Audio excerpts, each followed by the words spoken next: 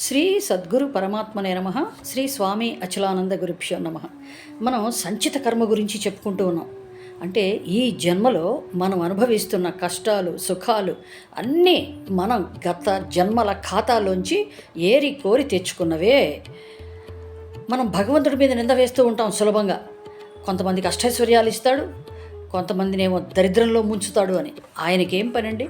సూర్యుడికి గంగానది అని మురుక్కాలం అని తేడా ఉందే? ఒకే రకంగా ప్రతిబింబిస్తున్నాడు కదా. అలాగే మేడ మీద గుడిసె మీద ఒకే రకంగా ప్రకాశిస్తున్నాడు కదా. మరి భగవంతుడికి ఎందుకుంటాయి తేడాలు? అసలు తేడాలుంటే భగవంతుడు అవుతాడా? పూర్వజన్మ కృతం పాపం వ్యాధి రూపేణ పీడితం అన్నారు. ఒక వ్యాధులే కాదండి, అనారోగ్యాలు, తర్వాత ఆపదలు, అవమానాలు, అపనిందలు, జైళ్ల పాలు కావడం, ఇవన్నీ కూడా మనం తెచ్చుకున్న కర్మలే.